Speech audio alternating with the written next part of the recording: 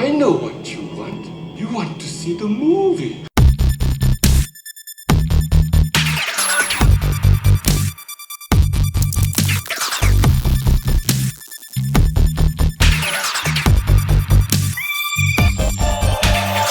That shit sucks. I laugh at your ball pain.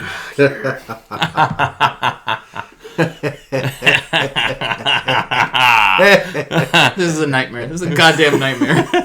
Like, literally, you've had this nightmare before. Yes. Watch 2 seconds in, I make Brandon shoot water out of his A nose. bunch of people laughing at you because you sat on your balls. Yeah, I've had that one. So, how you liking that WWE? No, You're you're not ASMRing talking that shit. Yeah, he is. Okay, so Andy's criticism was that Brandon's not quiet and Brandon's too quiet. Yeah.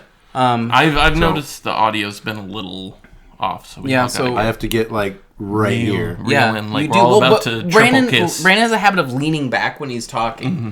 So don't do that. I don't like being this close to other people. Well, I'm sorry, Brandon. You're just going to have to suck it up. You are so loud. Look at those spikes. Yeah, and I'm the only one people can hear on this podcast. You can hear me, right? Okay, Nick. I'm just saying. So how you liking that WWE network? Oh my God, no one cares. It's the best. Do you have to pay for it? Yeah, it's $10 a month. I mean, right now it's a free trial. Oh, yeah. When that free trial runs out, Brandon's interest is going to run out. That's probably true. But I'm gonna get my no money's worth in that free trial. Right. And I'll be done with it. I've had it for like a year, bro. I love it. Do you watch it consistently? Yeah. It's lulls like everything else I have. Well, what's the point of watching matches that you've already seen? Because it's so great. What's it's like the point of watching straight Tales from the Crypt episodes you've already right. seen? Exactly. They're fucking amazing. That's what the point of rewatching it's Tales fucking from amazing. the Crypt is. Is it though? It What's is. amazing about a fat dude shoving his dirty hand into your mouth? Exactly that. That I don't know how to explain it any better than that. I thought you were gonna go the Rikishi route with the stinky face, but I guess not. God, No. Anthony, would you like to know what the stinky face is? no, I would not know. I don't want to know what this is. Okay, so there's a very large Samoan man. I believe he's The Rock's cousin. Something like that. He's related I think to they're The all Rock. kind of the Rock's cousins. Right. So what he does is he knocks you into the turnbuckle, knocks you to the second one so your head is on the second turnbuckle, and then he walks up and he sticks your face in his ass, and he just goes... He just kind of wiggles it around. Wiggles his big fat ass in your face. Wow. Yeah. It's Wow, his that finisher. sounds really... That is enough to knock out a professional wrestler. What is that move called? I came home last night and I saw Brandon and a friend of his watching this and somebody's move was to jump and then just rub their face in your crotch. Oh, that's the Dudley Boys thing where one of them holds their legs behind them and like headbutt their butthole. Yeah. Headbutt right to the taint. The Dudley Boys. Dudley Boys are awesome. The Dudley Boys taint headbutt. Brandon. Yeah. Get the tables. Oh, shit. I hate and then you get a 3D through the table. I hate every second of this right now. Yes. You're all awful. It's fantastic. It is so great. Yes, Brandon? If you had to pick, who's your favorite wrestler? Yeah. I mean, it's The Undertaker. Of course. That's fair. And that's actually a good answer for some people. Early, like, OG Undertaker. Like purple boots. Right. Purple boots and gloves trench coat, Undertaker, hat Undertaker. Paul Bear. Yeah, that guy was awesome. Yeah, that guy was great. Yeah, so I even liked him when he was managing Kane for a while. So Percy Pringle, you have R.I.P. got to move that away from me. It is very distracting. What are you talking about? I'm just getting my wrestling updates. Yeah, I would say The Undertaker is prime Undertaker. That's the most not like Anthony wrestler ever. Yeah, it's true, right? Oh God, I do love Goldust. But because I mean, of course it's The Undertaker, right? That's a lot of people's choice. Not like, but see, I'm saying it as somebody who wasn't as into wrestling as you guys, right? So I'm kind of just a poser about it. So who's yours? Definitely Brandon. Not later biker Undertaker. No, American Badass? American Yeah. Badass Undertaker did not do it for me either. Yeah. I am a Mick Foley guy until I die, To the day you die? All three characters? Come on. Got your Dude Love, your Cactus Jack. You got your Cactus Jack. Okay. You got your dude love. And you got what is probably the most popular Mick Foley character, Mankind. But also, you've got early and later Mankind. Because early on, he had that little brown onesie, and he was like a crazy person. And then when he evolved, he had the button-up shirt with the tie and Socko, and he was a little more... Goofier than Dude Love? Well, not goofier than Dude Love. Yeah, Dude Love is about as goofy as goofier than early Mankind. The way Brandon listed those off to me is the way that a doctor would list off prescriptions to you, which is the most straight-faced, matter-of-fact manner imaginable. Mm-hmm. Very clinical. Yeah. The three faces of Foley. One of the things about... Look, I talk a lot of shit to you guys about how much you like wrestling because it's funny to me, but I think I was just one more match away from getting really into it. I do like the Hardy Boys. Hardy Boys are pretty good. Well, Jeff's been we watched having some issues. Yeah. Well, they all end up having issues. That's true. We watched something with, who was it, Brandon? Somebody showed up at somebody's dad's funeral and then wrapped a chain around their coffin and drove Big off. Boss Man. He got a little out of hand there near the end. That was that was a little too far. He pushed it. There's a big... So I'll appreciate this about it, because now I'm thinking, why didn't I just try to write for the WWF, right? Yeah. There's a theatricality to it that I don't think I ever realized as a kid. I was my like, favorite oh thing shit, about he it. actually showed up at that dude's dad's funeral? What? And then watching it, now I'm thinking, well, this is fake.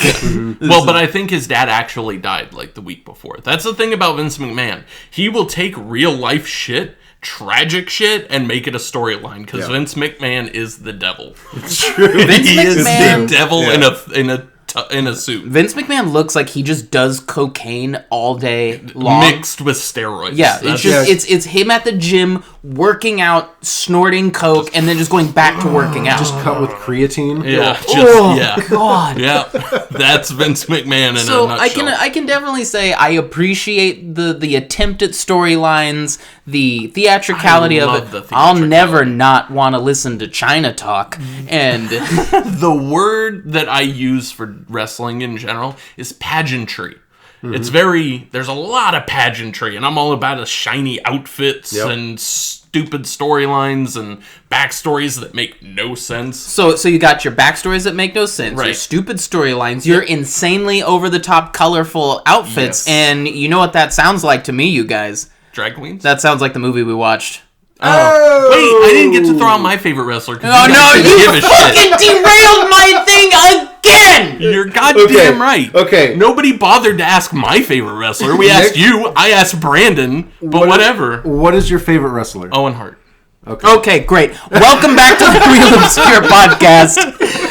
Anthony, you want to know how Owen Hart died? No, I don't give a shit right now. I was watching that shit live when it happened. Okay. Set your onesies down and Okay. let's get into this. Welcome back to the Real Obscure Podcast. I'm Anthony Trevino. Sitting next to me is... Brandon Talking Pie Freeze. And I am Nick Fraggle Rock. We did it. I did it! You guys did it. And for today's episode, we watched Adam Rifkin's 1991. 91. You okay, Brandon? Are you okay, Brandon? Out of control out. I'm watching Brandon slowly fall back into the wall. We get one note that the volume isn't great, and Anthony's like, "Hello, welcome to the Obscure." The Obscure?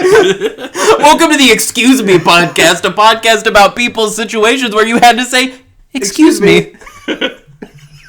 I have a lot of those in my life. Excuse me. Excuse me. So we watched Adam Rifkin's 1991 horror movie? I don't know. I don't think I'd call it a horror movie. Dark fantasy? Dark fable? It's definitely dark. Morality tale. Ooh. Is it Is though? it? No. Oh, yeah. Is it though? Dark movie. It's a dark movie about the dark backward. Oh shit! Which is the movie. Does anybody know what that title means? I don't. Do you? No. Like, No, I tried I to think- find where they came up with this name, and I couldn't find it anywhere. No, I think there was a on the documentary on the DVD. Yeah. He said it was something he just heard someone say. He's like, "Oh, I like that." So, yeah, I like the ring of that. Yeah. All right. Yeah, it's a fitting. Sounds like a Rifkin thing to do. Yeah. Yeah. Did you guys watch the introduction on the DVD? I didn't, but Brandon did. What the fuck was that? Because it wasn't really an introduction. Right, because it's in like a garage. It's in his garage, and then like halfway through it, Rifkin goes, "No, this ain't working for me. Let's go outside." And then they start to go outside, and someone grabs the poster to bring it out to prop behind him, and Rifkin's like, "The fuck you doing with my poster? Yeah, put it back. Yeah, put it back." Like, it was just him being mean to a production assistant for like a minute.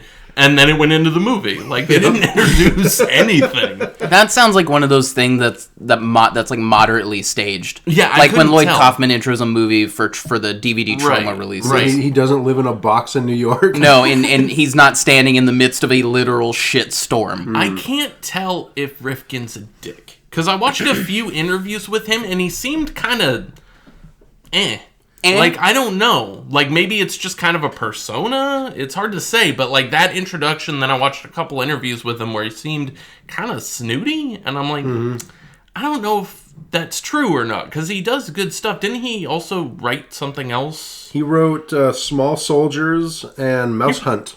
Really? Wasn't he involved in Death to Smoochie? Or am I thinking of somebody else? I don't think that was him. I thought there was someone involved in Death to Smoochie. I thought it was You him, can't be snooty if you wrote one of the dumbest segments of Chillerama. It's true. Yeah. Which one was he? The Wadzilla. Yeah, that was really... The only really good one in that was the Diary of Anne Frankenstein, and that's because it was funny.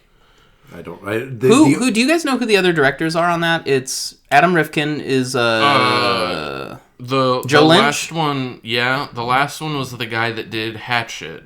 Adam Green. So what is it? Joe Lynch, Adam Green, and Adam Rifkin. So I just a side tangent. I actually really liked Joe Lynch's Mayhem. Have you guys seen it? I haven't seen it. It's pretty solid. No, but movie. I know of it. And I like Adam Green. Like, I like his persona. I like him because he used to do these like Halloween videos that were kind of just a spoof of the Slap Chop guy or the ShamWow guy or whatever, and that they were pretty good. But I can't get into the Hatchet movies for some reason. I don't like those. Frozen either. was okay. I liked Digging Up the Marrow more than I had any business liking. I actually haven't seen it. I liked it. It was good. It was. I mean, it's Nightbreed, but it's fun. Nightbreed. What, with Alex Pardee characters? Yeah. Okay. Yeah, and it's like found footage, and it's him and Ray Weiss as the main guy. And it was fun. It was Ray Weiss. Ray Weiss. It was fun. And somebody went, "Fuck this," moved on to last podcast. Yep. How did this get made? Queued up. Ugh, yeah, I can't with that fucking shit. I know you can't. So who wants to lead us in, Brandon? I'll lead us in. I watched the goddamn movie 3 times. No. Unless that's Brandon, a you thing. Unless Brandon, it's true. Yeah, I do it because I'm so afraid of missing something and getting something wrong. Inevitably, I'll do it anyway. Did you want to break down this movie, or you can do it either way? I got the cast list here. So Brandon, take us through the cast first before we jump into this movie. This cast is pretty stacked. We got one thing I wanted to say. Of all the movies we've watched, this has like A-list cast. We know. When I watched this and James Caan showed up, I was like, what? Yeah, like what? Why? Yeah, I have no idea. But quick behind the scenes thing. What I heard was I watched an interview with them and they were talking about the production. And they said that the main producer on this had just hit a home run with Sex, Lies, and Videotape. So the studio was like, here's just a shitload of money, produce a bunch of low-budget movies like Sex, Lies, and Videotape was, and one of them will probably be a home run. And he produced this movie without having ever read the script. He was just like, here's the money for this movie, and Rifkin was like, and then they saw it, and it didn't go well. And apparently, the movie only made $28,000 in theaters. Oof! Yeah, it was not. $28,000. It was not a success. No, it wasn't. Didn't strike a chord with people. I mean, it struck a chord with me. Yeah, but sure. We'll get to that. So Brandon, hit me with that cast. This movie has Judd Nelson as the main character, Marty Malt. Bill Paxton, who is an insane person in this movie. So great. Best part of the movie by far. Wayne Newton as a talent agent called Jackie Chrome. That's awesome. Yeah. Laura Flynn Boyle as Judd Nelson's character's girlfriend. Are you saying that because you don't remember what her name is? No, it's Rosarita. Okay, I'm just checking. James Caan as Dr. Scurvy and Rob Lowe as Dirk Delta. I need you guys to know, I love Bill Paxton, but I also love Rob Lowe in this movie. Yeah. The whole time I'm like, we needed more of this character. Yeah. It was such a short little bit with him, but it was awesome. He just really like the makeup, and he just really got in with the fake teeth. Yeah, it was great. He has probably one of my favorite lines of the movie where he's like, "No, you didn't hear me. We want the comedian. Yeah. We don't have any room or time for an accordion player." Boop, and then he hits the accordion. I just love that line. It was awesome. great. Who else, Brandon? That's kind it, of right? all the notable people. Yeah. But it's a pretty stacked cast. Yeah, it was good. Yeah, it's a stacked cast for an insane movie. Yes. That's one of the rare things with cult classics when you get a cast that's like, if this was another movie, you guys, this would be something else. Yeah. But Can you guys think of a movie that's like this, but now where the cast is stacked, but it's just fucking nuts? not really. There's that, what's it called? It's that movie where Nicole Kidman has sex with a car. It has Zac Efron. Oh, The Paperboy. The Paperboy. She has sex with a car in that movie? I think so. I've never seen that movie. I haven't either. I want to imagine it's probably her like sitting on the gear shift or something, but I want to believe Nick thought it was her getting fucked by a literal car. It's got the Homer Simpson horn. It has I have to say it, you guys. It has Mr. Plow spray painted on the side. I had to do it. I'm sorry. I'm sorry. Just getting plowed by Mr. Plow. Yeah, I know. It was too easy. I saw it on the table and I took it. A little on the nose, but I don't blame you for taking it. Yeah, I took it. I don't know.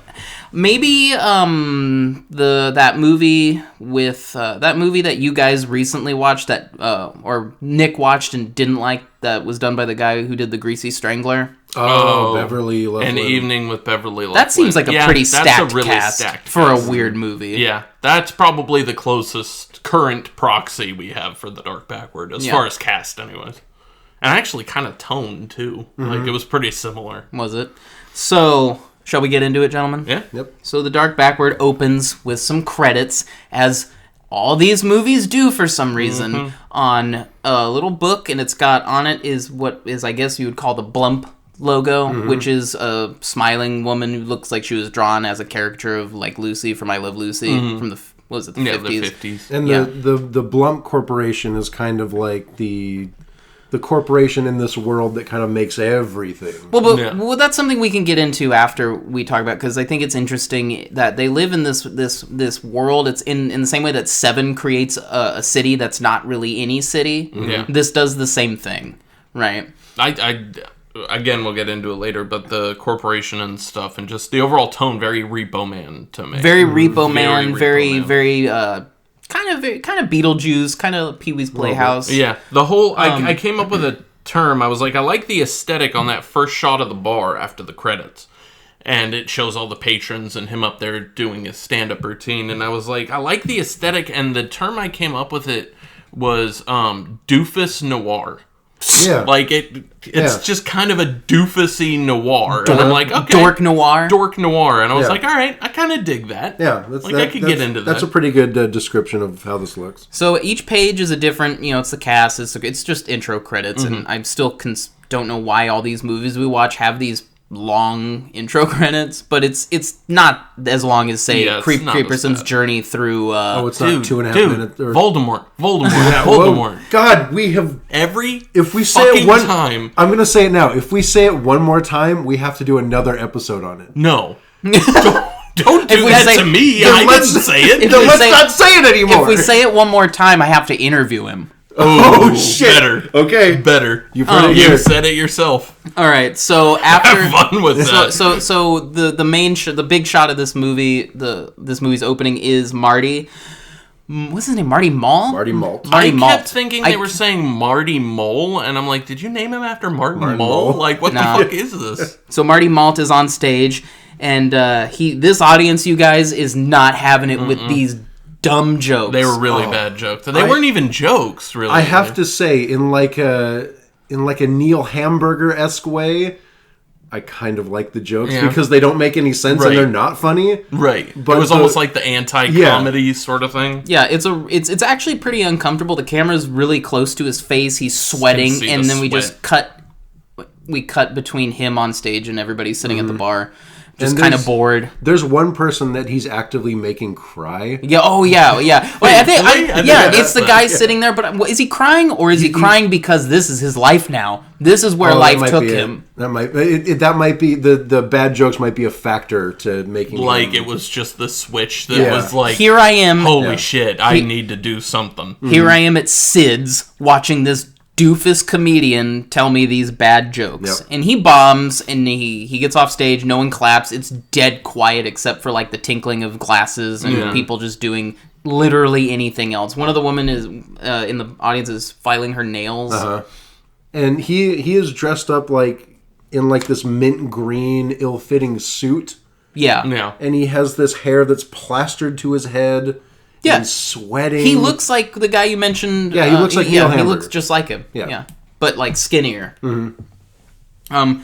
We cut to the alleyway, and he's gone outside, and this is where we're introduced to the one and the only Gus, played by the man Bill Paxton. And I got to be honest here, you guys. I think, and this is consistent. I feel like among most movie podcasts, I have yet to hear someone say they don't fucking love two people. One of them is Kurt Russell, because he's a goddamn gem, and the other one is Bill Paxton. National fucking treasures, both of them. Absolutely. And so not only is he literally eating the trash in the alleyway, but he is eating the fuck out of the scenery. I was laughing on the inside. I was roaring. Oh, God. See, I didn't want to laugh out loud because I was eyeing this chick across the room and I didn't want to come off uncool. But no, I was laughing inside. Oh, yeah. You were funny. Trust me, I know comedy, and you were funny. Hilarious. And I don't usually use that word unless I really mean it. Yeah. Like, he knows exactly what fucking movie he's in. Yep. And I love when an actor does that. When they look at the movie and they're like, I know what this is. I know what you want. And I was watching that same interview, and they were talking about behind the scenes. That was real trash in the alleyway. Like, it was a real disgusting alleyway, and I guess he would just eat shit out of the alleyway. And then after the shot, they would like go to the lunch trailer, and he wouldn't wash his hands or any. Like, he got method with Gus. I feel like this isn't the right movie to get method with. No. And I guess at the same time he was doing ADR, like dubbing for Predator 2. And he was like, and one day he went in and was recording voiceover for it, and just everything coming out was Gus. And they literally sent him home for the day. They're like, you need to get your head right, man. Oh, it's a Predator, man! Come on, let's dance! Oh, I kind of want that now. I want that movie. Just him playing Gus in Predator 2. Oh, that would be amazing. A giant accordion strapped to his chest. Well, I read an interview with Adam Rifkin, and he kept saying Bill Paxton wanted to even go bigger than what we already got. But he's so big already. Yeah, like, that would just be like doing cartwheels. And to paint this picture for anyone who hasn't seen the movie, Gus is always dressed in like his same trash man jumpsuit. Yeah, they're both garbage men. Yeah, both garbage. With his accordion strapped to him almost all the time. Almost. And when he's not wearing the full jumpsuit, it's like hanging off him. You know, shirtless, and boy, are we gonna get? We're gonna get there. Yeah, we're gonna get there. And so they're talking in the alley, and Marty is like, "Oh, you weren't even laughing," and Gus says, "No, I was laughing on the inside." On the inside, man. Which is a consistent thing throughout this movie is him saying, "No, you were great. I just didn't want to laugh too much." Right. Yeah. Because I didn't want to throw off your timing or throw off the other people in the audience. So Marty tells him, okay, Sid has told me he's going to pay me $10 2 nights a week to do this, so $20 a week, right? And Bill Paxton's like, that's great! You're going to be famous! And there's a real quick, when they go back to the apartment after walking through the alley and Gus gives him this speech, Marty practices some new material on him, and he tells him this joke, and it's a guy who goes into a barbershop to get a haircut, and he sits down and he takes off his toupee. And I'm like, okay, that's funny, but he keeps going. And he's like, the barber goes, hey, you don't have any hair. And the guy goes, all right, well then cut my ears off. And that's the punchline. And right after the punchline, there's a gunshot in the alleyway. That's my favorite. Yeah, it's the best scene in the movie. There's a gunshot in the alleyway, and a woman starts screaming like she was just shot. A guy goes into a barber shop. He asks for a haircut. Barber says, "Sure, have a seat." The guy sits down. He takes off his toupee. The barber says, "Wait a sec. You wanted a haircut. You're completely bald." And the man goes, "Well, you're right. In that case, cut my ears off."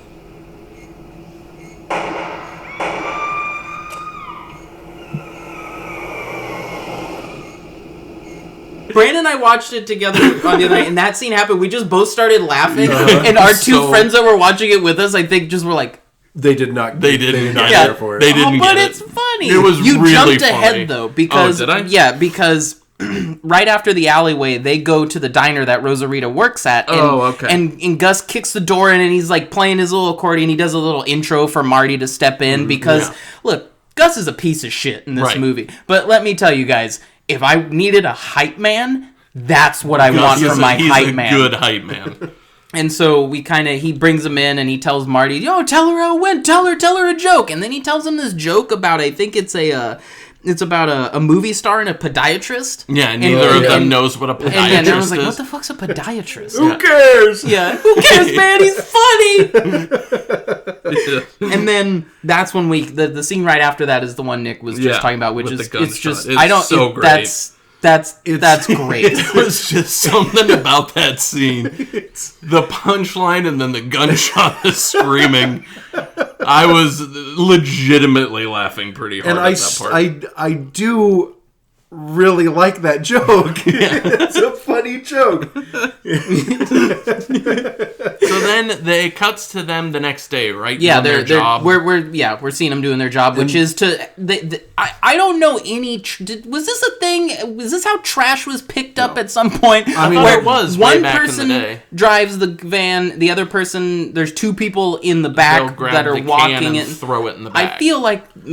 Not this haphazardly. No, Oh, you mean no. you mean not lazily throwing stuff that keeps falling out of an already too full trash truck, and then Bill Paxton grabs that sandwich and just starts eating it? Well, that and Bill Paxton was just like throwing trash in the air. He wasn't even aiming for the truck. No. I think this is the first instance of many instances in this movie where it's like peak grossness. Yeah. Because they are just sweaty, covered in garbage, Just black. It looks like soot. Yeah. Like they're Oh, chimney yeah, sweeps. this movie is filthy. Yeah. And that kind of seems to be another running theme in a lot of the movies we've done, is there's just an overlying layer of gross or filthy or dirty. And I don't know why indie films tend to do that. They just go dirty. And I don't really get it. I think it really helps this movie in particular because it kind of builds the world that they're living in. Yeah, I And think that this movie is actually kind of a really good example of world building. Yes. I just wish they had gone a little bit farther with it, because you never find out what the Blump Corporation is, other than the fact that It's these there. people live in this city that's practically run by this corporation. Right.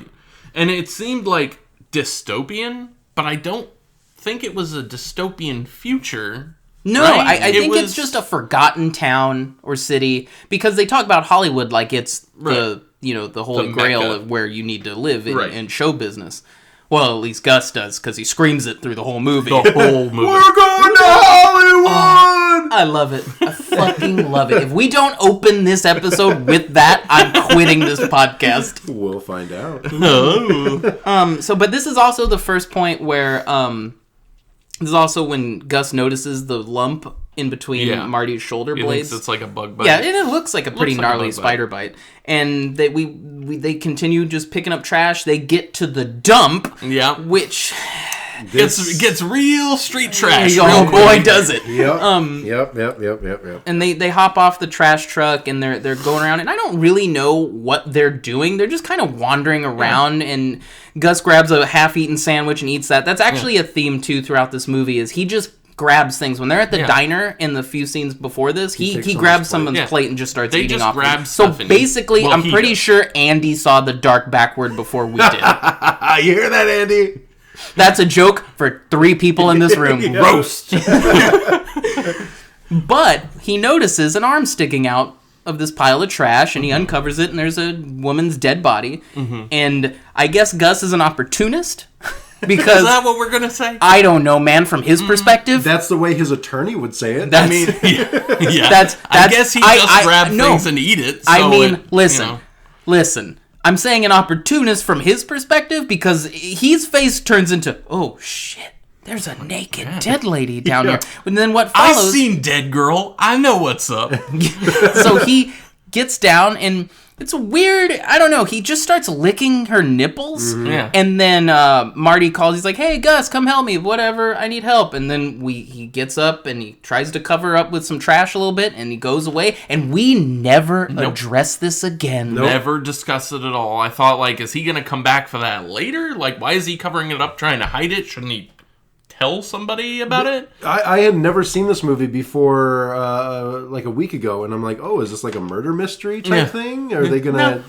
Nope. Not a fucking bit. Nope. She was just a dead lady that he licked on for a couple minutes, and that's it. Had it not been for Marty calling him when he did, Bill Paxton was about to go downtown. Yeah. Oh yeah. He was about to nom on some. Yep. Some dead lady. There's our sexual assault in this movie. Yep. No. That comes later.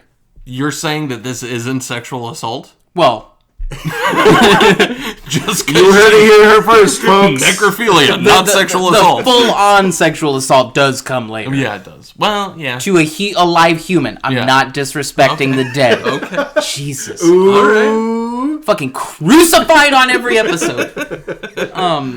They grab this Oriental rug and they're walking and they go to Gus's.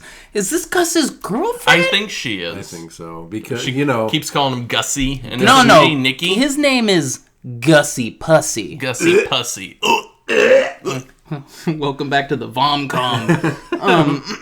Welcome to Vomcom. Welcome to Vomcom, where we all vomit into these buckets and then throw it at each other. Vomit now! Oh God. I didn't want to. I thought this was The Price is Right. Where's Steve Harvey?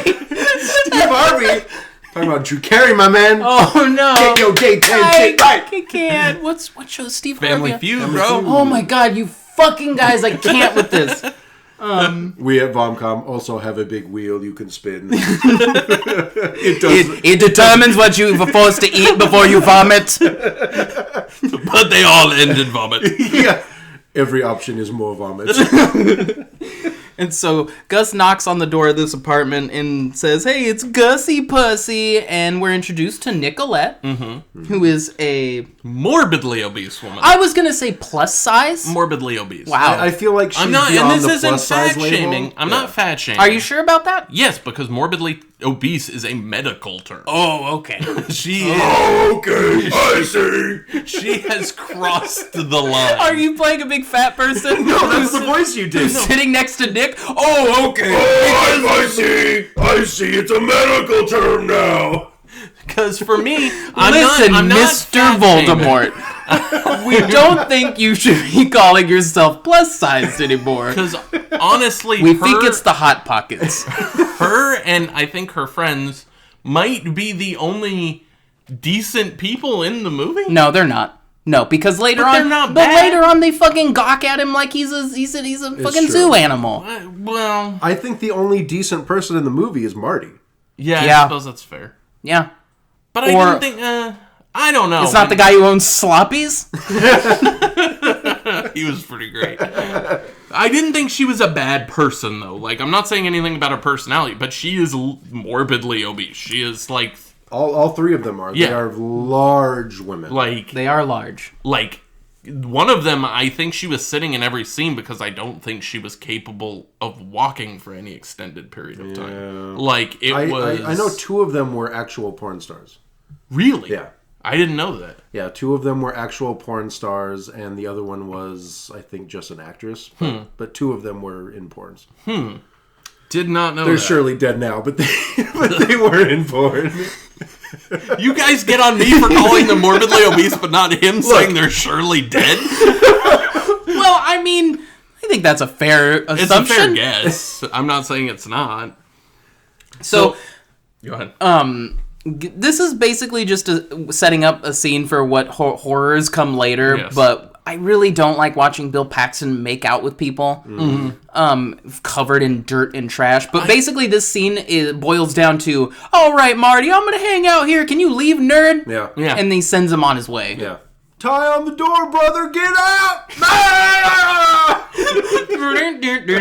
Waka waka! That was a very waka waka moment. He said that earlier today, and it fucking killed me. And then when he starts making out with his girlfriend and kind of like hanging out with all of them, like a little behind the scenes thing, he had to take Adam Rifkin aside and say, "Can you tell them to tone it down?" Because the two porn stars were actually going for it. Really? Yeah, he's like, "Hey, I'm on board for whatever you want, but let's tone it down." Let's keep the penetration out of it. Hey, Yeah. you listen. Okay, this is still a professional movie. No. It's not a fucking skin flick. You get the fuck out of here. I don't care how much skin you have. This Wow. is not a skin flick. Wow. What? Wow. You get on me about the dead body, and you're just fat shaming your way through I'm this not episode. fat-shaming. You are just fat shaming Nope. your way through this episode. Waka waka! We're going to Hollywood. Oh my god. I'm real glad we didn't drink for this episode. Yeah, it would have gotten ugly. So we cut to Marty's apartment, which he's basically him sitting alone in the dark staring at his refrigerator until Gus shows up. And it's something like 3 a.m. Yeah. that he shows up. Because I think he's supposed to meet up with Marty later so Marty can practice new material for him. Right, And and Gus is a piece of shit and he's like, just that didn't fucking bother. dork. Well, no, he bothered. He showed up at 3 a.m. And this is at the point, maybe it was a little bit further on, but there was a point in the movie where I was like, is Gus a good friend?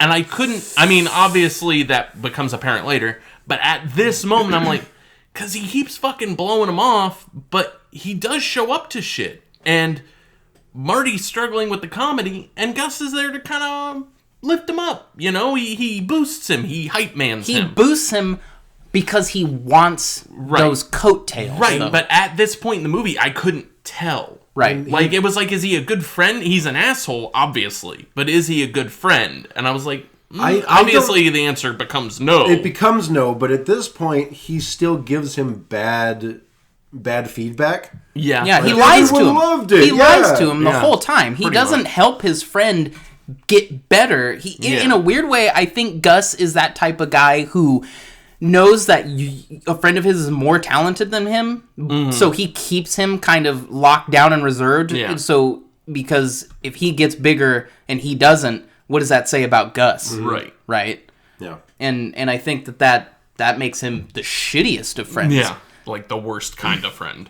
And so Gus shows up and he's like, "Oh, hey man, sorry I'm late. Anyway, you got any food in here?" And he opens the refrigerator and it is just, there's fucking a carton of pork juice. Yeah.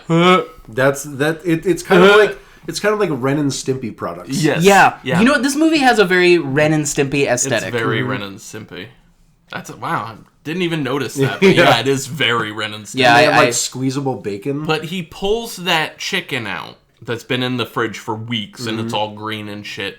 And a behind the scenes thing I saw in the interview, Paxton kept gagging. Yeah. Oh, while you he can was see it. eating You can see it in the Because movie. he said it was like baby food molded around the chicken bones. It's like baby food and oatmeal. Yeah, molded around the chicken Yeah. bones. But he said that it didn't taste bad, but the visual of it, there's a thing in his brain that was like, you can't eat Yeah. this. Like, do not eat this. Yeah, like, because the it- animal part of his brain kicked in and was like, this is not going inside of it. Yeah, Like, you cannot let this happen. because it looks like a pile of garbage. Yeah. Well, he picks up the first piece of chicken and he like tilts it just and it just slides off the Slides bone. off. That was so gross. Yeah. And it is funny. I think there's like 3 distinct times where you can see him like take a huge bite and then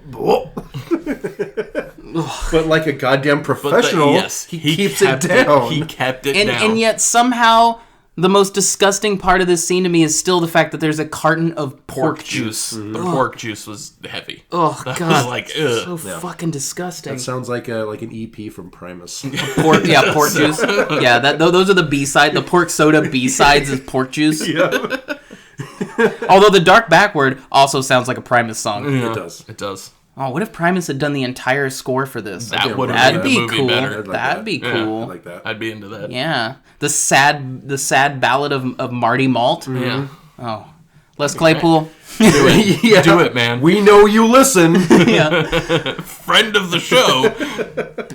So the next day is Marty's back on stage doing that cab Well, wait. bit. He sees the bump again, right? Isn't this when he goes to the doctor? No, Oh, I thought he went to the it's a little doctor bigger. after that. Oh, No. okay. It's a little bigger, but he's still not as worried about it. He does the cab bit, which we already talked about. Yeah. Which Yeah, again, Did we talk about it? We didn't talk about it. we didn't yet. talk about the No. cab bit. You talked about the toupee bit, Right, or the right. hair bit. Yeah.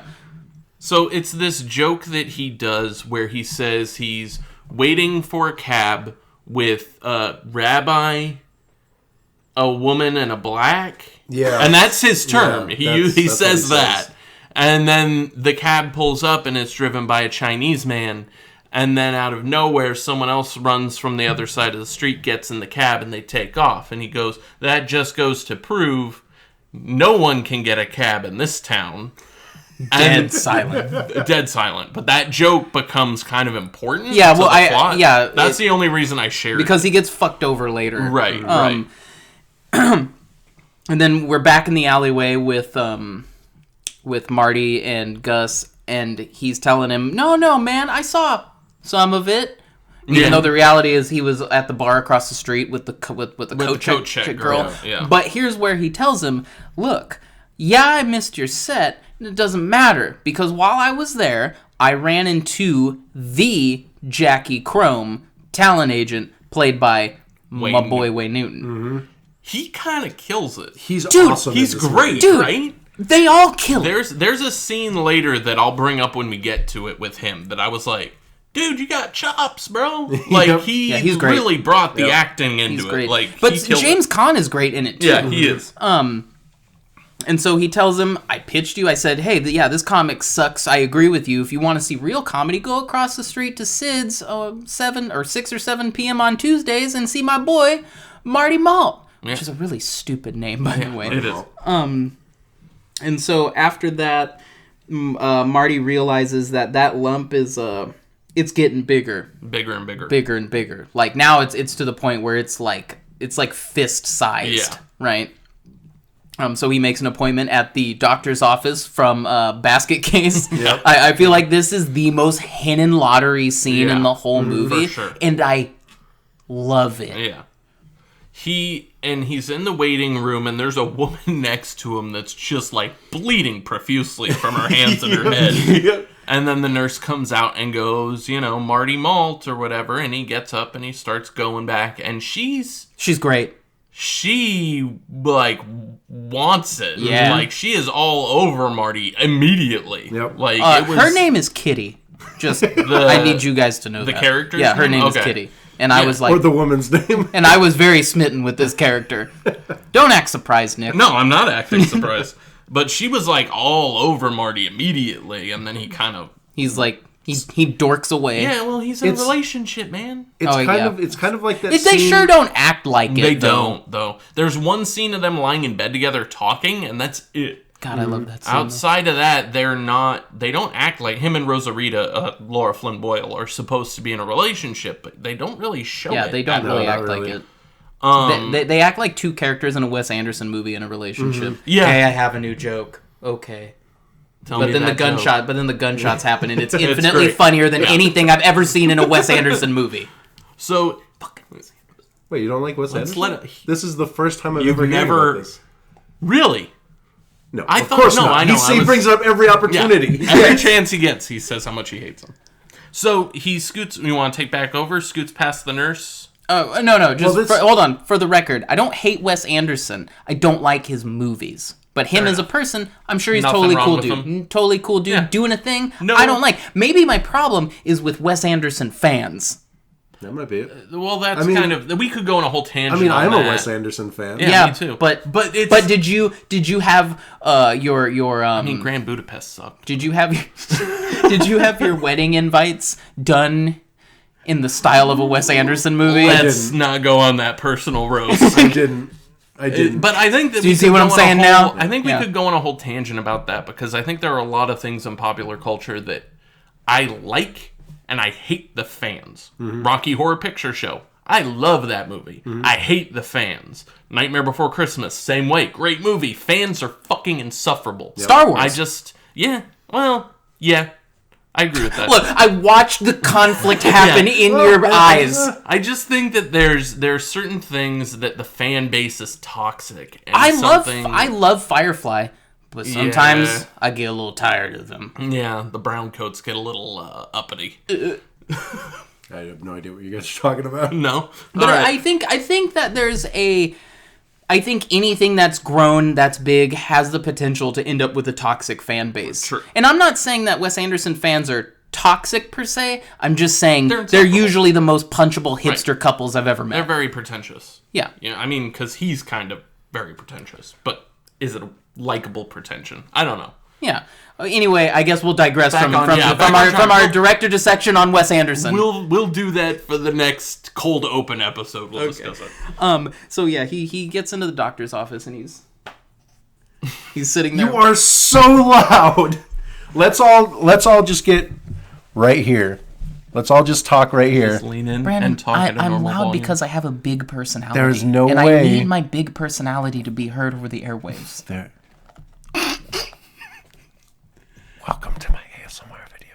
Oh, fucking ass. We're gonna cut some of this, right? I hope so. We've gone on a lot of tangents. We're cutting this part. We've for gone sure. on a lot of tangents this episode. just cut Brandon's ASMR crap. Anyway, Hey, fuck you!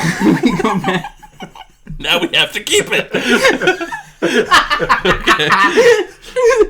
So Anyway, back to this dumb anyway, crap. This fucking thing we're anyway. supposed to be talking about. Marty's waiting for the doctor, and we see two hands washing off like some surgical equipment in a dirty, Wipes filthy it on sink, his and then shirt. wipes it on his shirt. So great.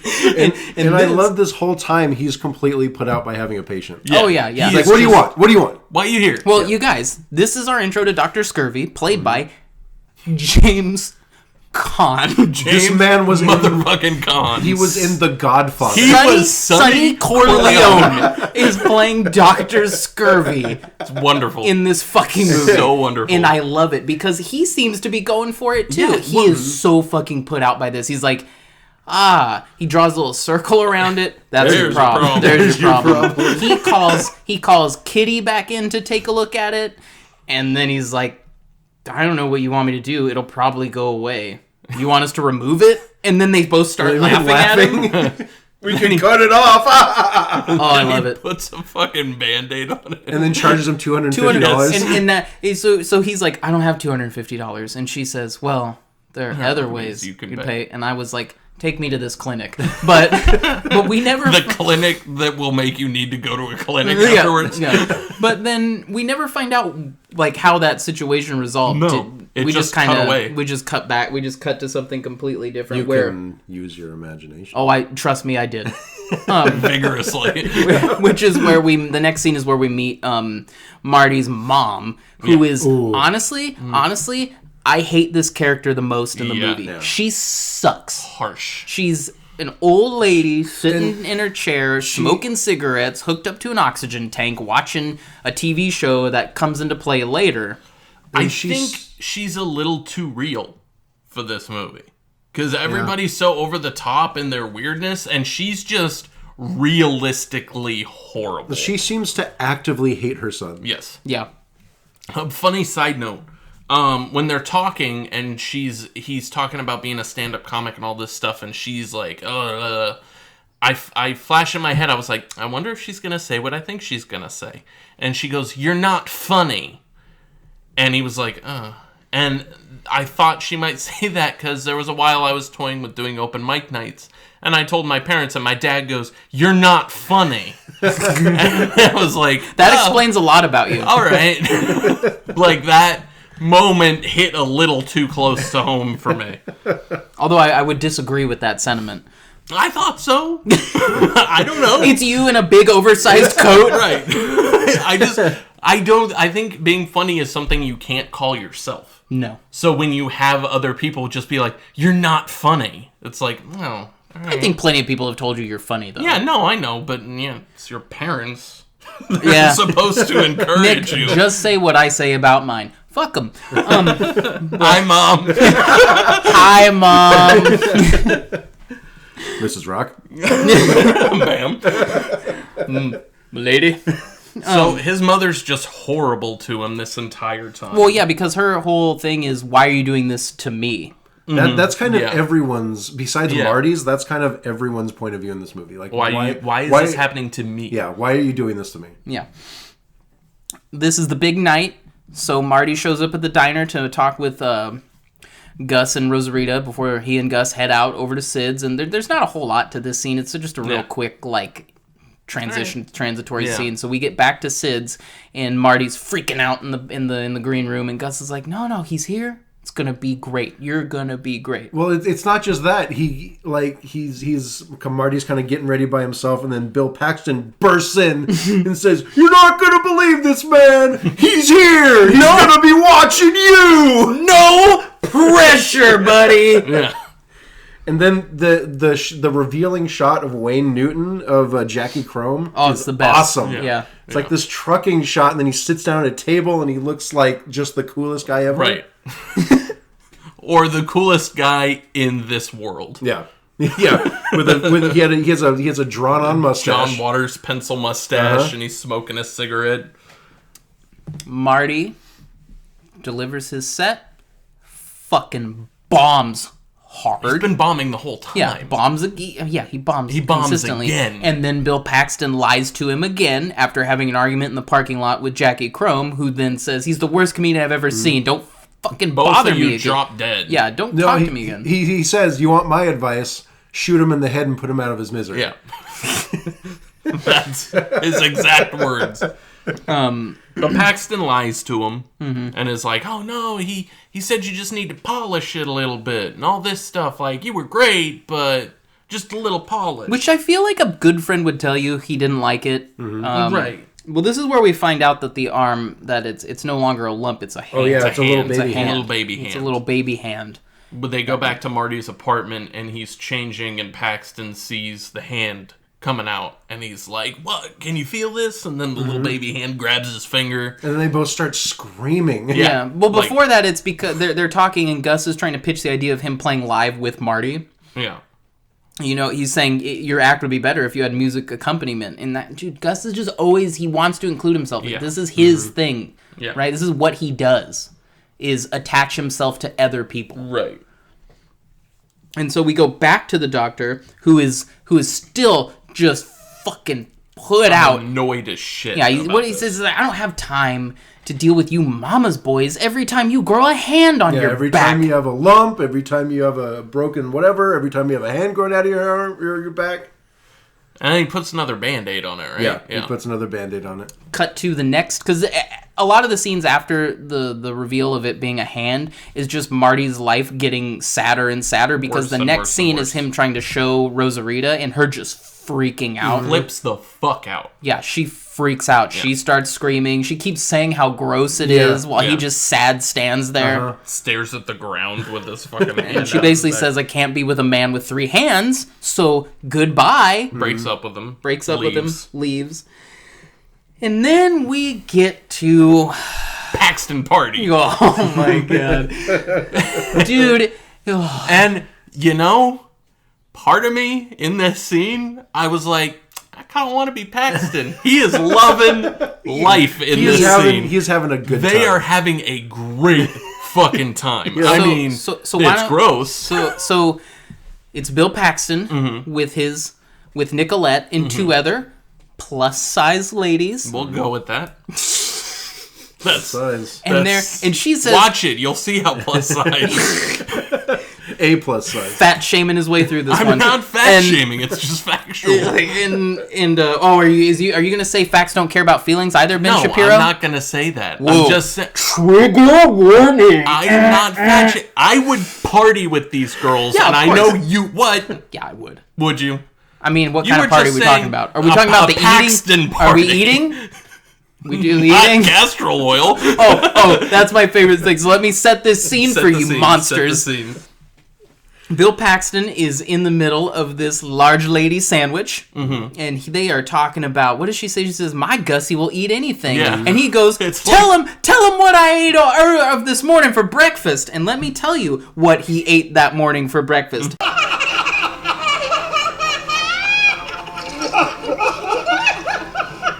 Oh, my Gussie here eats garbage. He does. You do. Real garbage? Yep, I'll eat anything. I'll even eat bugs. Well, I don't eat bugs. Well, that's about the only thing you don't eat. Well, I have horseradish on my pancakes. Did any of you ever eat dog food, stir-fried castor oil, topped with minced clams in a sugary cream sauce with pimento and chives? No one eats that. Oh yeah? Show 'em what I had for breakfast this morning. I will never stop vomiting from thinking about that. Because when we watched it with our two friends on Friday, we couldn't figure out if it was diarrhea because I think at a point we missed them describing what it was, Yeah. and so it just looked like diarrhea. Yeah. Go ahead, I jump in. I can't imagine your friends watching this movie with you. Like, showing this movie to anybody seems like a bad idea. That's been our whole lives. But, yeah, that's true. But Nicolette brings out a bowl of the stuff that he had for breakfast, and he just starts shoveling it in his mouth with his hand. He's like, like, oh yeah, he gets jamming, and then he like slaps some on his nipples. And then the girls start licking the castor oil and shit off his nipples, and he's got a bottle of booze. He's just like, he is having the best night of his fucking life. Oh yeah, absolutely. And then and then he has a great idea because he's like, "Hey, we're having a good time. We're all drinking, living, laughing. Just I'm eating shit out of this bowl, and you know what? Licking it off my nips. You guys want to see something real fucked up?" Yep. And so they barge in on Marty at his apartment, And it was like 3 in the morning. They like, wake it was him up. In the They middle of the wake morning. him up, and Yeah. look, you guys, I'm sorry, this is a joke for 3 people in this room, but I think we all know, I know who this reminded exactly me what of, this is right? going on, yeah. Yep. And We're talking about you, Andy. It's you, Andy. It's okay, though. I love you. it's okay, Andy. Thank you for being you. Yes. Unsubscribe. Wait, can you subscribe to this? Do we have a button? Yeah. Oh. I'm moving up in the world. And so he's like, "Oh, Marty, we're bringing the party. We're having a good time. You would be really cool, though, is if you showed them your fucking weird baby hand." Baby hand. And Marty's obviously, he has reservations Yeah, he's about it. like, He's like, "No, I don't want I to do won't do that. that." I'm not comfortable. Then Gus pulls some really shitty friend shit, and he's like, "You don't know all these things I've done for you. I've been helping you." My I've been-" note at this point was, okay, he's a shit friend. Yeah. Yeah. This is the moment when you're like, oh, he's not just a misguided idiot friend. He's a bad friend. Well, he's a shitty he friend. says to Marty, "Listen, who's done everything for you? Who's your real friend here?" Yeah. That's fucked up. Yeah, that's fucked and up. so Marty agrees to show off the hand. Well, also, don't forget, Gus offers one of the ladies to him. Because he Yeah. goes, they are drunk and good to go. No. He doesn't say they're drunk and good to go. He says they're drunk and ready to get taken advantage of. That's right. So which we should point out because it's fucking gross. Yeah, that's gross. Yeah. He's like, "You get your pick of pickles or..." What's the other girl's name? I don't Cheryl? remember. Gigantress. Jesus Christ. Sherry. But he does. I love the way he's trying. She's like, "No, I'm Pickles." That showed he's like, "Pickles, shickles, shackles, backles. What does it matter? Who cares?" Yeah. Okay, so when are we actually doing the real take? That was just a warm-up, right? Oh, no, we're doing that? Okay. All right.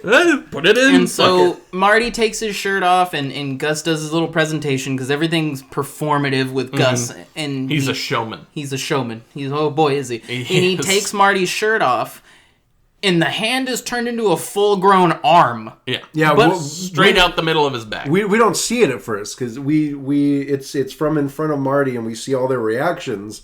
So it's They're not digging it. To be, they're not, but they're also not as like They're not mean. They're not mean about their Everybody reaction. else is mean about it. These girls are just kind of like, You know why? What? Because Yeah. all those fucking normies don't know how to handle Right. something a little strange. Right. That's right. And that's why I was saying that I think these girls are some of the only decent people in the thing. They weren't mean to him. They didn't make fun of him. They saw it and they're like, Okay. I'll like, agree with that's that. weird, Yeah. but what is this? Yeah. Like, they were almost concerned. The only people in the whole movie that were almost concerned. They're for almost Marty. concerned, but I'm kind of concerned that Marty had a full-grown arm growing on his back and he didn't notice until this moment. Right. Yeah. He didn't realize it had gotten. You would have to feel full-sized. that weight pulling Yeah. you back. Right. Right? And so he shows and it gets a little depressing, but then he sits back down and Gus is like, okay, great. So, can I use your bed? Yeah. Yeah. Huh? And he's like, I don't know. He's like, come on, man, I'm ready to go. I can't wait feel to like get home. You're not accurately representing the delivery here because there's no whispering. Well, I don't want. Come on, man! And then he grabs his crotch and says, I can't wait till I get home. I'm ready to go. Waka waka! So Marty agrees, and he agrees, and he's like, "I'll just hang out in the kitchen while you do your thing." And And he then, invites me and says, you don't want to get in on this? And Come he just, on. no, I'm going to sit here and drink while I have to listen to you have this 3-way in my house. Or 4-way, excuse Four-way. me. Oh boy! And then, is this the scene you were talking about where they were going for it? No, it was No, the it scene was in the before party. with the bowl yeah, where they were like, licking his nipples. oh, and stuff. it and- might have actually been this too. Yeah, Where they're all probably on the both. bed and they're just Yeah. kind of rolling around. And Bill Paxton's like, excuse me. please, He's like, please, hang on, keep my dick in my hands. yeah, please, I'm method, but let's not push it. please, ma'am. This is not that kind of movie. Please, ma'am, this is not the Brown Bunny. You save that for We're the not other. going to get into that. You save that for the other movie called The Dark Backward. All right. It's the dark back door, Brandon. Jesus. All right. And Marty actually just falls asleep sitting like At his hunched table, over and, his like, table. The saddest transition ever. He goes to his mom to show her, hey, this is getting worse. I need help. And she's just Awful. over the top awful and disgusting. shit. Why are you doing this to me? Hate her. You know I I can't hate her. I handle just this. wanted to walk into the movie and yank her oxygen tank out and just watch her choke Just to death. stare in her eyes. Yeah, just watch her. Just say, you deserve this, you mean bitch. Yeah. Anthony Trevino, you deserve this. You mean bitch. Whoa. I'm gonna that's great. isolate that and start and end the episode with that. You deserve this, you mean bitch. Wow, I'm glad you two are red in the face. That's good. Oh, man. But I wrote down that people's reactions were weird, but in this world, I guess they're not. I don't know, but like everybody reacting to his arm was like, "Why are you doing this to me?" Or Yeah, "That's fucking don't show me that." disgusting." That's Because no one wants to actually help him Right. deal with this. Nobody cares enough to Nobody help him. cares enough to help him, and the only two people who even like deign to get close to him are the two people who are trying to exploit him, which is Jackie Crome and Gus. right. Yep. And that sucks. Like that's legitimately sad. Yeah, like he got fired from his job. Well, that's after the that. next scene. That's the next scene. He gets Sid- fired from his job. He gets fired because of the arm, but then the guy tells him, well, it's also, I've been wanting to fire you for a long time because you're just not funny. Look, I got this other guy who then delivers his The cab cab joke, but he changes instead of saying, what does he say? Instead of saying a black, whoa, I don't remember. he says a Jamaican and Yeah. like a, He changes that, and instead of a cab, it's coffee. yeah. And, But it's the same joke. Yeah. But he It's the delivers same- it with a little more, a little more pizzazz. A little more A little more like pizzazz. Well, 'cause- cheesy stand-up guy. Yeah, because he's Yeah. more like one of those. Oh, Yeah. This guy looks. Everybody looks in this movie like everyone dresses like Doug Stanhope, Yeah. yeah, like lounge, kind of like Yeah. kind of lounge Lounge guy. crooner, but like taken Doofus to noir. yeah. You know what? Yeah, Nick. God bless you. Nailed it. So he gets fired. Gus brings over Dr. Scurvy to look at the arm again, and I don't know why it took me this long to get to notice this, but if you guys watch it again, just notice how many times people just bite into something and then spit it back on Marty's floor. Yeah. A lot. It's there's not a shred of respect for this poor man throughout this whole movie. And so they try to cut his arm off, but it turns out this is a dream sequence, and Marty wakes up in bed and the arm comes over and cradles him a little bit. Now, Yeah. this is something in the movie I wish we had seen more of, whereas him developing a kind of bond with his mutation, where like the mutation is the only thing that actually shows him any affection. It cradles him later. It like kind of pats him on the back when he's sad. Like it, and I don't think it's him. It's interesting because that means he doesn't really control it. Right. It controls itself. It's not like his arms that he moves. It moves on its own, which I thought was interesting. Yeah. And I agree with Anthony. That is something that I wish was explored a little more. I agree. That I felt like that was lacking because they kind of introduced it, and then it was just once or twice it happens, and that's it. I'm like, wait, there's a whole if you can maybe take that character and have that character form a bond with their mutation as the only one helping them, that's a more interesting kind of development and arc for me as a viewer. Completely. So the the next scene is Gus convinces him to go back to Jackie Chrome's. They go to Jackie Chrome's office and they knock on the door and they goes in and there's this Viking woman playing a bunch of little people. Marjorie Zip in her human xylophone. Right, she's playing a bunch of little people as a xylophone, and the second I saw that, I was like, I want to watch that movie. Yeah, I want to see what that's about. That's the dark backward too. The human xylophone. Little Trouble in Big Blumpies or Big Blumps. All right, Brandon. Workshop a little bit. Yeah. I feel like I hit it out of the park. We're gonna write that spec script. Brandon and I. Are you listening, Adam Rifkin? Brandon and I. Yeah. You poo-pooed it pretty quickly. Only because you said it immediately. Only because I said it. Oh, okay. Well, no, that's all right. I'm glad to see where I stand. True colors. Yeah, Nick is number 1. I popped a collar I don't have on my shirt. No, baby. Don't you? No. You're always number. Nope. This is gonna get real. This is gonna get real too quick. We're not doing this on vacation. All right. So Jackie Chrome is like, oh, you know what? I remember you two guys. Get the fuck out of my office. Your act sucked. You suck. Get out. Until they show him the arm. And he's like, no. He's a freak now. And then he gets stars in his eyes. Super excited. And then they're at a diner where they're trying to like workshop like, okay, how should we approach this? Marty Maltz. No, it's like a Chinese restaurant. Yeah. They're working out. It's a Chinese restaurant. Well, it's not a diner. There's a fucking difference. One serves you Salisbury steak. The other one serves Chinese food.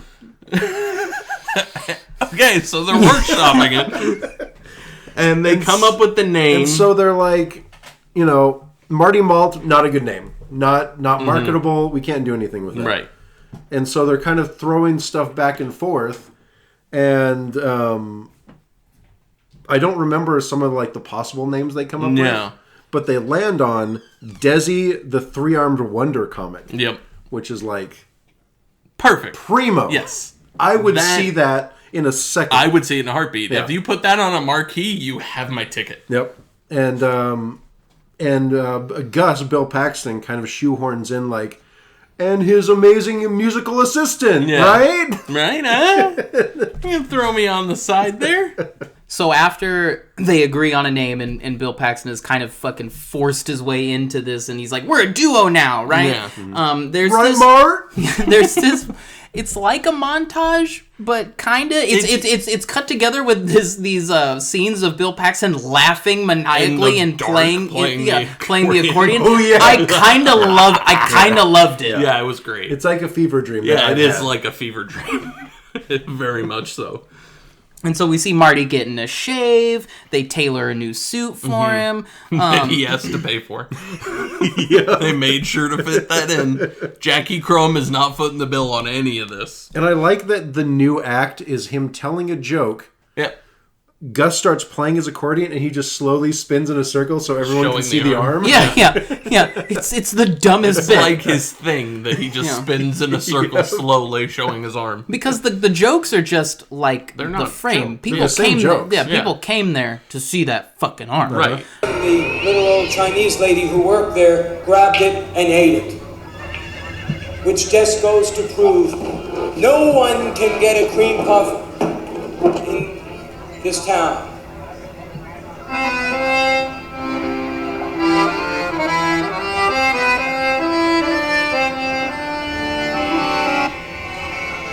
So here's the deal. 2 nights a week. That's all I'm asking. What's a measly 2 nights a week? Jackie, I like you, but this act, it stinks. Right, and so it's them going to different places. There's a line that I need to point out. This is where they say they're going to Sloppy's, right? Well, they're talking about, like, it's after a bunch of scenes of them kind of bombing, and they're talking about what the hell's wrong with this act. Oh, yeah. And Marty's like, well, guys, what about, like, maybe my delivery can change? Maybe I could work on some stuff. And they're like, no, that's fucking... It's irrelevant. Maybe I can work on my timing. No, that's fucking stupid. What we're going to go with is Gus's idea to just play a song and then walk over to the other side of you to play another ditty after you tell a joke. He's just going to move back and forth. He's just going to move back and forth. They're like after every couple jokes, you're just going to move from one side to the other. It's like, that's great. That's genius. Fuck your idea about getting better. Right. Yeah, don't work on timing. Timing's not important with comedy. Yeah, I think they even said that. Like, timing doesn't matter in comedy. And so now he has two people giving him terrible advice. Yep. Right. And is this when they book Sloppy's? And he's like, you're going to play at Sloppy's? And they're... Yeah.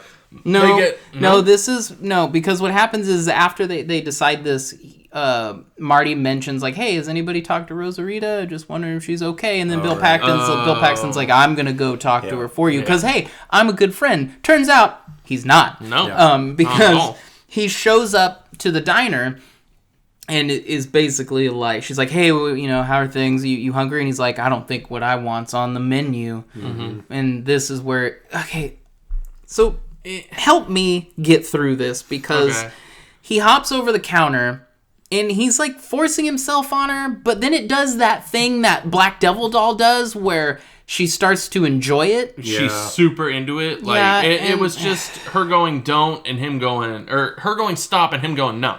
And her going stop and him going no. And then they fuck behind the counter. Then she grabs his head and starts making out with him, and I'm like, wait. While a guy sits behind the counter, is like bored watching them have sex behind the counter at this diner. No. Yeah, I would have to imagine sex with Paxton would result in a UTI, right? As Gus? For sure. He's Pigpen. A UTI if you're lucky. Yeah. Okay, I was just throwing that out there. Then now we're at Sloppy's, which is like, which I would say is the just peak like for them. Well, not not the peak. It's like second to the peak. Right. So Sloppy's is this nightclub. Hang on.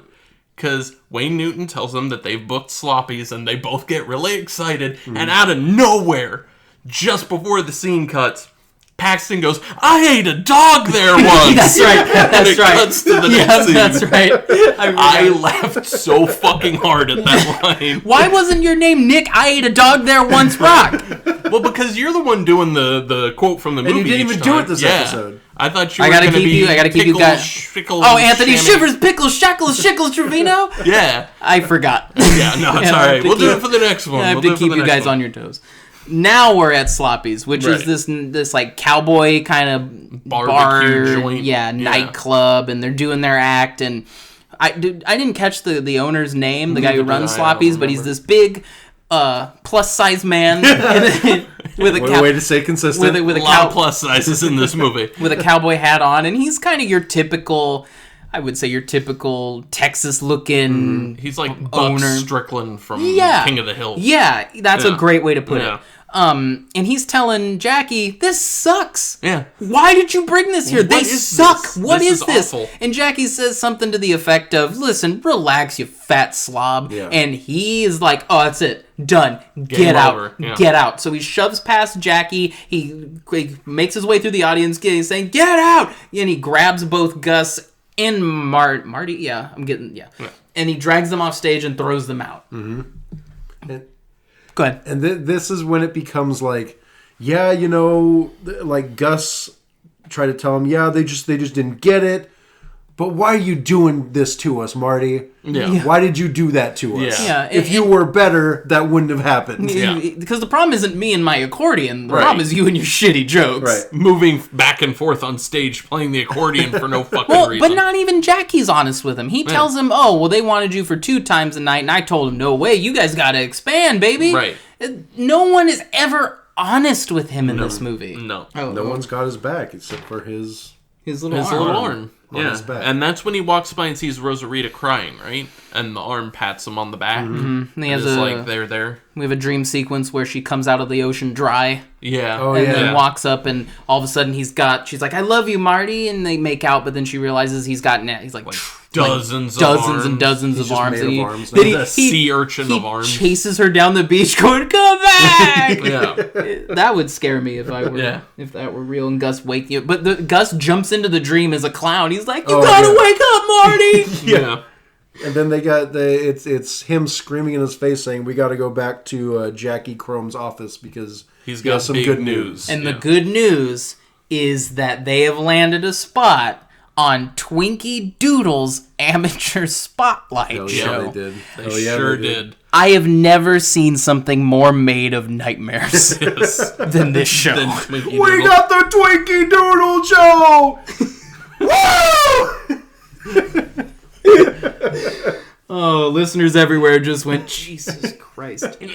Yeah, that was the loud part. So Twinkie Doodle's amateur spotlight show is basically exactly what it sounds like. It's a talent show. It's a talent show. It's a televised talent show. But this audience is made up of mostly kids, and I do not care for the kids wearing those overly, like, life-sized, like, bigger than life-sized masks of Twinkie Doodle. Yeah. They're like rolled up posters, Over but they their have them over their faces. faces. Yeah.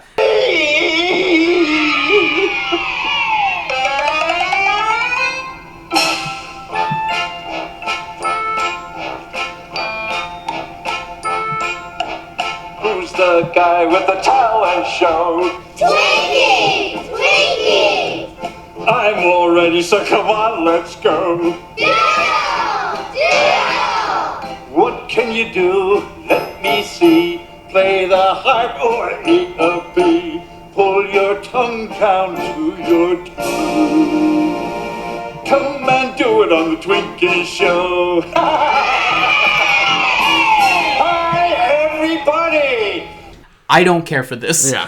And the acts don't really seem to be for kids. No. They don't really seem to be The for first anyone. one, well, the first one was they're on second after the Man of a Thousand Faces, and it shows the Man of a Thousand Faces, and he's just making like two weird faces over and over again. It's an old man just making weird faces. But to kind of give you an idea, Twinkie Doodle is basically Rainbow Randolph. Yeah. Right. That's the best. That's a comparison I could have, because he's the over the top, very glamorous, very like dorky looking host of the show, of a kid's show, yeah, And kind he has of a a Hitler kid's show, I mustache. guess. And so he does have a Hitler stash. So Jackie introduces Twinkie to Gus and Marty, and he's like, "Yeah, okay, cool, you're on next. I gotta go introduce introduce you guys." But in the background, because you see all these other people who are there for the talent shows, there is this large man in like a sumo diaper with a weird baby face mask on, just kind of moving around, and I'm like, what? Yeah. What is this? What's that Nightmares. guy's talent? It's Nightmares. I want to know what that guy's talent The show is. is Nightmares. I would rather watch that guy's talent than the last one they bring on stage. The contortionist guy? No, it's a little kid just rolling around on a mattress. It's not a little kid. No, that definitely looked like a little kid. No, I thought it was a big scrawny adult. It was like a scrawny little 20-something. Yeah. Both wrong. Okay. No. All right. Maybe you saw what you wanted to see. Yeah. Don't Little kid rolling around don't on a shame us for mattress. you projecting stuff onto the movie. All right, yeah, okay, you fucking perverts. That's us. So they're doing their bit. It's the typical bit with bad jokes accompanied by music. His mom's watching it and then changes it to a Tom and Jerry like cartoon. an extreme Tom and Jerry. It's basically Itchy and Scratchy. Right. And then Rosarita's watching it too. Real quick, guys, I just want to pause for a second because we did forget to mention something. When they're doing this bit at Sloppy's, Bill Paxton walks in front of him to go to the other side and has to like shove him over. Yeah, and yeah. it's kind of funny. Yeah. Okay, I just had to point that out. They get done. The audience is dead silent. As always. But waiting for them afterward is my other favorite character, Dirk Delta, Yeah. played by Rob Lowe, baby. Rob Lowe in heavy makeup. He has like Well, a witch's nose and Yeah, fake teeth. and the fake teeth give him like this weird, almost like beakish mouth. Right, It's right. awesome. It's awesome. And he tells them, we're looking for new talent in Hollywood, right? Yep.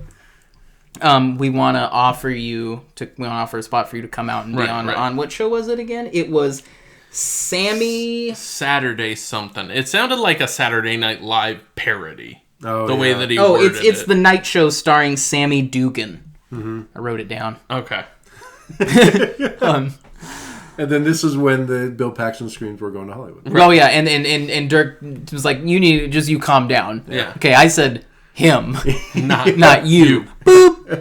Yeah, and so Marty's, for some reason, I think Marty has developed this codependency at this point on Gus, because he says, if Gus isn't going, I'm not going. That's pretty. Because that's Marty's a good friend and a sucker. Yeah. Yep, And he's fucking like, sap. Yeah, and he's like, no, I'm not doing it without him, which obviously, like, I'm not. And well, it's interesting. It's interesting to watch Rob Lowe's character watch them discuss this, because eventually he's like, forget it, and he goes over and he's like, never mind, I'll just take them both. I'll take them both. And so then he also keeps screaming, "We're going to Hollywood" over again. We're And then going to Hollywood. They go. So this is the next. It cuts to the next morning, right, when Marty wakes up. Yes. Yeah, and so I think narratively, I didn't really care for this, but he wakes up the next morning and the arm's gone. Yeah, And just it's completely not. gone. It's not broken off. No. There's not a mark. It's No. just gone. Just gone. Like it was never there. I kind of like that they never explained the arm, but it also kind of bothers me because it was like, oh, he's growing an arm, and we're not going to explain why, and now the arm is gone, and we're not going to explain why. It just seemed like a weird kind of MacGuffin that is... It's like a movie if the entire plot was a MacGuffin, and it's like, that doesn't really... What? Like, I kind of like they didn't, but it also bothers me that they didn't. I like at the the way same this time. was shot, where it kind of mirrored the first reveal of like the baby hand, where you don't see what's happening at first, but Bill Paxton's freaking out, and then he turns around and it's just gone. It's gone. Yeah. They have a kind of an altercation, little fight. Because why is he doing this to me? Again, because Bill Paxton is like, why are you doing this to me? You're ruining my life. This is about me, not you. Right. And so they concoct this plan before Jackie makes the call for them to get picked up by the limo. Yeah. Ooh, fancy. That's how Dirk Delta says it. Yeah. They emphasize limo. Like this is the big time. This is the big time. And so they go to Jackie's and they've devised this plan. Basically what they've done is they've taken a bat and put a glove on the end of it. And wedged it into the third sleeve. And I almost want to believe that Jackie knew something was up, which is why he kept asking them to do this. But he tells them, hey guys, before I make this call, for old time's sake, how about you twirl around a bit? Give me a spin. And he keeps on, just one more spin. Just one more spin. Like he knew something was Till up. finally Marty does one big spin and the bat flies off. It crashes into the things behind Wayne Newton. And he's like, oh, the arm's gone. We're fucked. This is the scene where I was like, damn, with Wayne Newton. Because like the second that he's like, turn around. Like, show me your back. Like, looking at his face, you're like, he knows that his big moment is gone. Yeah. Like, you can see in his face that he just lost fucking everything in that moment. And I'm like, dude, you're killing it in this movie. When he flops down in the chair and says, I'm ruined. Yeah. You feel it. Yeah. Nick, Brandon and I, before you got here, we want to pitch something to you. Just imagine Jack Palance in the Jackie Chrome role for just a second. Yep. Yeah. Just turn around for your old pal, Jackie. Give me one more spin for old time's sake. I kind of love it. Yeah, I kind of love it. My God, I'm ruined. The best. That's good. Marty, That's good. don't forget your lucky arm. And so finally, Jackie sits down, he makes the call, and Bill Paxton this whole time is like, just lie to him, tell him we got this or that, we can make this work, and you can see it on his face. He's like, no one's gonna fucking believe this now that the arm's gone. So he tells him, I got a comedian, but he's only got 2 arms. Yeah. The arm's gone. Yeah. All right. And he's talking. His regular 2 arms. And so he He has to specify. He hangs up and he tells him, all right, well, They understand. It's not as bad as we thought. It's not as bad as we thought, but they still have already booked the spot.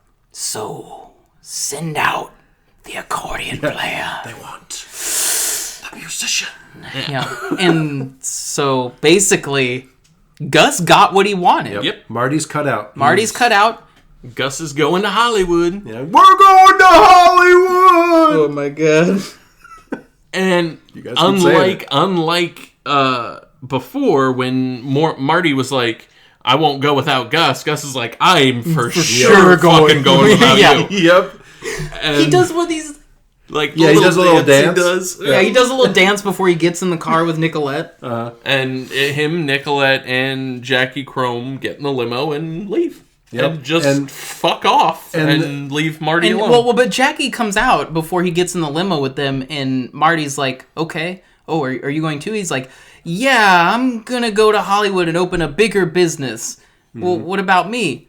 Well, there's lots of opportunities for two-armed comics. Anyway, I gotta catch a plane. Desi, the two-arm wonder comic, has a certain ring to it, and then just leaves. And then he just yeah, leaves. he just and then fucks Gus is like, well, see you later, Marty!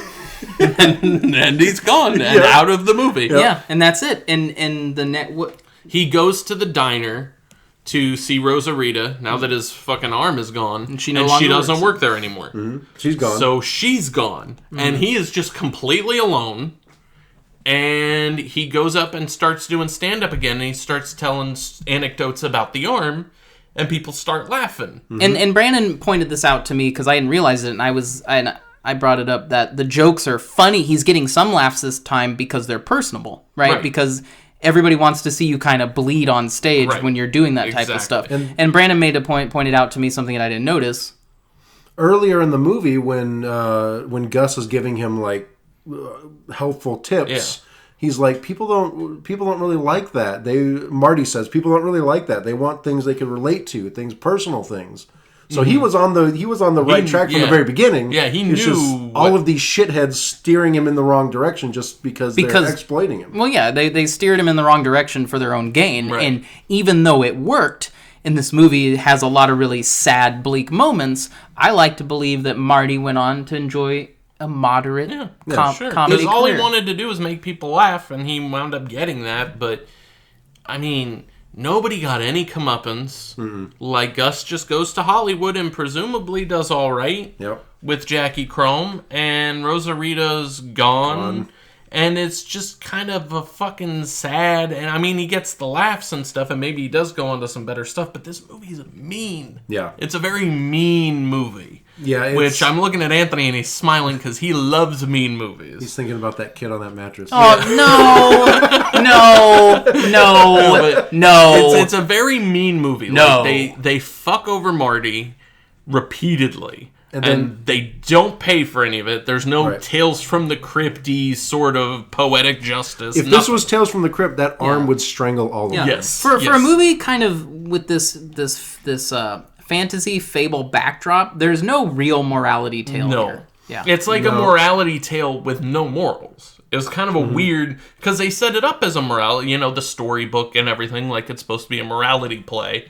And then it seems like the moral of the story is...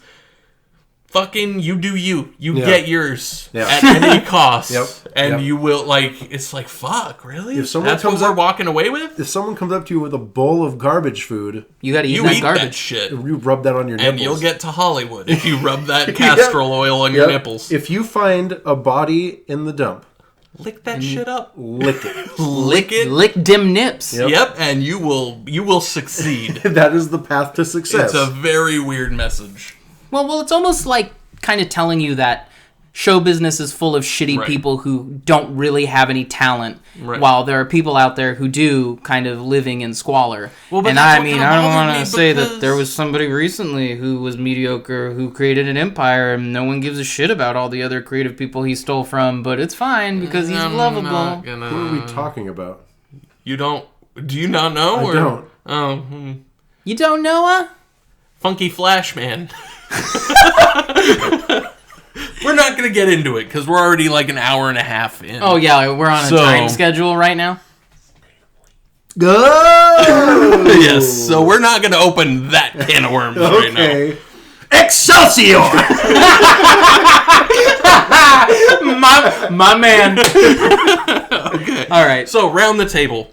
Are we going to do the why we think it's obscure? Yeah, of course. We're way over. Okay. Okay. Dude, chill out. Okay. It's fine. Okay. We'll do that, and then we'll say whether or not we enjoyed the movie. Okay. But, like, Nick, go ahead. So, I think that this movie probably is as obscure as it is. I mean, the plot, obviously, a guy growing an arm out of his back for no discernible reason, seems kind of strange and something that your average Joe wouldn't watch. On top of it, it's just mean and ugly and horrible, and just like, I don't think, I'm not saying that as the quality of the film, I'm saying that as just it feels sweaty and gross and dirty and mean, and it would spit in your face before it gave you a quarter. Yep. Like, it's a mean ass movie, and I think that people don't like that. Except Anthony, who's grinning like a fucking asshole. Yeah, he's thinking about the kid on the mattress. Okay, Brandon. Yeah, I think that's kind of that's what I would think, is because people don't have a lot of patience for something that looks as gross as this movie does. Yeah, and is because Bill Paxton is a lot in this movie. He's I so like his performance, but it's a lot. Yeah. He is just screaming the entire time, and I don't think a lot of people have very much patience for that type of stuff. No. So I think that's probably has that and the weirdness and the visuals and stuff like that. I'm inclined to agree with both of you. I think it's not the type of movie a lot of people would be willing to spend a lot of time with. I think your average person watches movies to get away, and they don't want to be perpetually uncomfortable for the entire runtime of the movie. It's gross looking. It's insane. Bill Paxton is screaming his way through the entire movie. Yeah, it's mean, it's bleak. Unpleasant. I don't think that people would really understand that Marty at the end is kind of... There's hope there. Mm-hmm. Because I think a lot of people would be too focused on what's going on with Bill Paxton. I think that it's just an off-putting, as Nick said, unpleasant movie full of things that most people don't want in a movie. If I can use our two friends as an example, one seemed kind of like she was like, I don't care either way. And then our other friend asked halfway through the movie, does it just bounce back and forth between being boring and crazy? So I think that even for the slow parts, they were probably too boring for other people. I didn't think it was boring. I didn't think it was really boring. But I can see if you're already predisposed to not liking what you're seeing, yeah, it can seem like it's taking longer than it should. I could see it getting tedious if you're not into it. Well, if you're not on board, then you're going to be like, all right. Even for people who love Bill Paxton in this movie, it starts pushing it. Yeah. So yeah, I think that just for the sheer fact that it is what it is why. But it's not as obscure, I think, among film fans. I think people know it. I think people know it. All right, so let's do the second recommendation. No. Do you like? Yeah. Well, that and what do you think of the movie overall? I watched this movie for the first time, I think, when the DVD came out, which was 2006. So fucking 12 years now. Fuck me. And I'm glad I watched it again. I was excited to do the episode. But it'll probably be another 12 years before I watch this movie again. Like, it didn't... I'm glad I saw it, but I'm glad I own it, I'm glad I saw it, but it's just like I said earlier, it's unpleasant. It's gross, and it's dirty, and it's mean, and it's kind of pointless, sorta. I mean, there's a message there, but it never elevates above very obvious fucking, your friends are shit, and they'll take advantage of you. And it just... Some people, Nick, that's their only experience in life. And that's true. And I get that. And I'm not necessarily saying it's a bad thing. It's just, it's a little on the nose. And it's kind of like... The performances I really liked. I thought Nelson did a good job. I thought Paxton... I mean, even though he was obviously over the top, he was the right level of over the top for what it was. Wayne Newton surprised me. Like, I thought that the acting was good. It was just kind of much ado about nothing. Like, at the end of the day, yeah, he was a dick and he left his friend and his friend is alone, but he's gonna be okay. And it's like, it just seemed like there wasn't much to it. but except for the fucking like set design and the production design, which I thought was stellar, even though it was gritty and gross and dirty. So lukewarm like on it, and also I guess a lukewarm recommendation. Like, I'd suggest watching it once at least, just to be like, to fill that little gap in your film knowledge, just to kind of patch over that and be like, okay, I saw that, now I probably don't need to see it again. Or if I do, it'll be a once every fucking decade type of movie. Brandon. I didn't really like it the first time I saw it. Probably because Bill Paxton was getting kind of annoying towards the end. But when I rewatched it, I liked it a lot more. I like the world it creates, even if it is gross and uncomfortable and everything looks sticky. A lot of ASMR opportunities. Sticky is good. A lot of Sticky is like the perfect word for this movie. I liked it. I don't. Other people's mileage may vary, but I would recommend this like to almost anyone, just to be like, hey, broaden your horizons. You may not enjoy the movie, but watch something different. Expand, man. Expand your mind. I'm on board with that. That it? Expand your mind? Brandon Freese, 2018. That's right. Expand your mind. It's better than you deserve this, you mean bitch.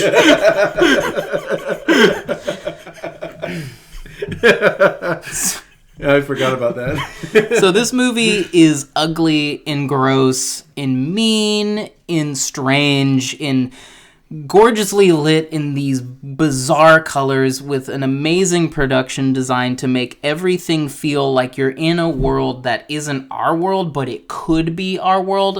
And I think I said this before, much the way that Seven creates a city that isn't any city, I feel like they did this here with The Dark Backward. And yeah, I agree with Nick. It's unpleasant, it's bleak, it's rude, it will spit in your face and not give you a quarter, and I fucking love it. Yeah, of course you do. and I would say that if the message of the movie may not be as poignant in its delivery, but I think what it is saying, at least a little bit, is that you kind of got to follow your own road and do what you think is the right choice to get where you want to be, rather than to let people kind of lead you around by the nose for forever. So am I over the top in love with this movie? No, but it is a totally solid recommendation from me. For all the reasons Nick doesn't like it. I didn't say I didn't like it. It's not, Yeah, we get it. You need puppies and shit, dude. We get it. That's you exactly need everyone. What I fucking said. That's why I'm suggesting King of the fucking Ants in a few episodes. All right, so that's been The Dark Backward, and I'm pretty happy about this. Yeah. I'm pretty happy about this. We got a new logo for the podcast. New logo? Killer. Eventually, you'll see that we'll have social media. Yep. Not too long. Until then, Well, wait. Next episode? We're announcing it? Can you let me get there? Oh, shit. There are a lot of pauses. I don't know what's a pause and what's... Go ahead. So for the next episode, we're doing a movie so horrific it made me cry. We're doing Trouble Every Day, and these two haven't seen it, but I'm looking forward to it. It'll be fun. And until next time, I'm Anthony Trevino, and you can find me on Instagram as AnthonyT697, and eventually, like I said, we'll have a regular social media presence and riding shotgun, the Roshonda to my snake. Brandon Talking Pie Freese, and you can find me at Brandon_Freese on Instagram. Nick Fraggle Rock for this episode still, and you can't find me anywhere except at like Walmart. That's about it. Well, you'll be doing our podcast social media. So. Yeah. So that'd probably be the place to reach me, is once the social media's up. I'm gonna kind of try to take the reins on it. But let us know what you like. If you have a movie to recommend, we'd love to do any movie anyone wants us to watch. And just let us know what you think of the podcast. And even if you hate it, you can let us know that. Yeah. So until next time, I'm Anthony Trevino. I'm Brandon Freese. We already did outros. Wait, we already did it. We already did it. No.